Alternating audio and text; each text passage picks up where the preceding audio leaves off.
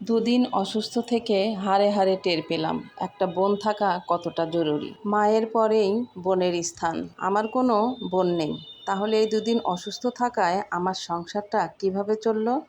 চলুন পুরো ভিডিওটি দেখে আসি, ভালো লাগবে। কথায় আছে ঢেকে স্বর্গে গেলেও ধান ভানে। দুদিন হলো অসুস্থ, মনে হচ্ছে কত যুগ হলো আমি বিছনাতে পড়ে আছি, আমার একদমই ভালো লাগতেছি না। তো এই সব অসুস্থতার মধ্যে দিয়ে আমার সময়টা কেমন কাটলো সেই সব কিছুই আজকে আপনাদের সাথে শেয়ার করব। আসসালামু আলাইকুম, কেমন আছেন সবাই? আশা করি সবাই ভালো আছেন। হঠাৎ করে সেদিন রাত থেকে এতটাই অসুস্থ, পরের দিন আর বিছনা থেকেই উঠতে পারি না। খাওয়া দাওয়ার একদমই রুচি নাই, তাই আপনাদের ভাইয়া আপেল, মালটা, তারপরে সন্ধ্যার সময় গরম গরম ডাল পুরি নিয়ে এসেছে, কলা নিয়ে এসেছে। তো এগুলো খেতে বেশ ভালোই লাগতেছে, মানে মনে হচ্ছে যে আমার জ্বরে মুখটা একদম তিতা হয়ে গেছে।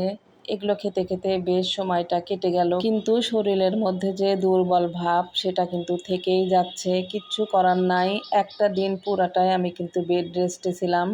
আর সেই একদিনের দায়িত্ব আমার দুই মেয়ে এবং আপনাদের ভাইয়াকে দিয়েছিলাম, রান্না বাড়ি সহ সব কিছু। তো তারা যে রান্না করে খাওয়াইছে সেটা আর দেখাইলাম না, বাকিটা ইতিহাস। আর আজকে সকালবেলা আমি ঘুম থেকে উঠে রান্নাটা করে নিলাম। আপনাদের ভাইয়া চলে যাবে বাড়িতে, তার আজকে অফ ডে। ছোটো মেয়েকে স্কুলে দিয়ে যাবে, আমি তো বাইরে যেতেই পারবো না, আমার শরীর এখনও ঠিক হয়নি। মনে মনে অনেক কিছুই চিন্তা করতেছি। এখন যদি আমার একটা বোন থাকতো তাহলে হয়তো আমার অসুস্থতার কারণে বোনটাকে খবর দিয়ে নিয়ে আসতাম। সে এসে আমার সংসারটা কিন্তু অনেক গুছিয়ে গাছিয়ে রান্নাবাড়ি করে দিত, বোনকে হেল্প করতো।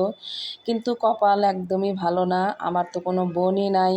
আর আম্মুকে আর কি ডাকবো, আম্মু তো আব্বুকে নিয়েই ব্যস্ত থাকে, আব্বু অনেক অসুস্থ। আব্বুকে ছাড়া আম্মুর একদমই সরা যায় না। এদিকে আমার ছোট মেয়ে আর আপনাদের ভাইয়া কিন্তু চলে গেল, ওদেরকে বিদায় আদায় দিয়ে এখন ঘরের ভিতরে যে কাজগুলো আছে সেগুলোই এখন কষ্ট হলেও করে নিতে হবে, না হলে একদমই ভালো লাগতেছে না। তবে প্রথম দিনের চাইতে আজকে একটু ভালো লাগছে, দাঁড়াতে পারতেছি।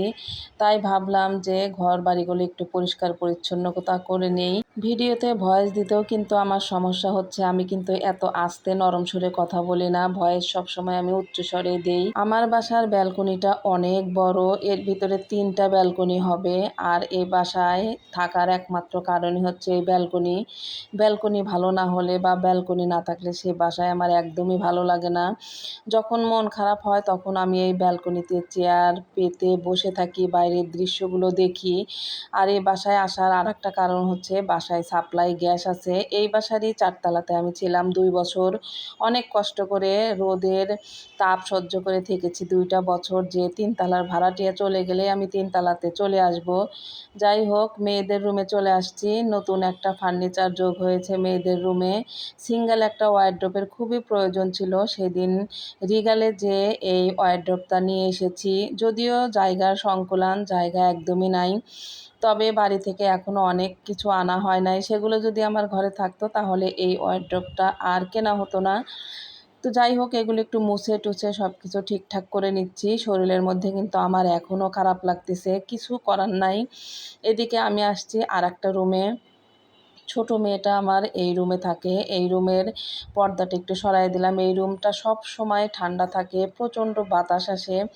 তার বিছনাটা একটু ঝাড়া টাড়া দিয়ে রেডি করে রেখে দিলাম। সারা দিনের কাজ কিন্তু আমার হয়ে যাচ্ছে। এদিকে টেবিলের উপর গ্লাসটা রেখে দিয়েছে, আমি গ্লাস স্ট্যান্ডে রেখে দিলাম। একটা ঘর ঝাড়ু দেওয়ার আগে অনেক কিছু কাজ করতে হয়, যেগুলো হচ্ছে যে টেবিল পরিষ্কার করা, শোকেস, আলমিরা, আলনা, এগুলো কিন্তু আগে ধুলোগুলো মুছে নিতে হয় যেন মেঝেতে পড়ে, আবার ঝাড়ু দেওয়ার সময় সেই মেঝে থেকে ময়লাগুলো চলে গেলেই কিন্তু ঘর বাড়ি সব কিছু পরিষ্কার হয়ে গেল।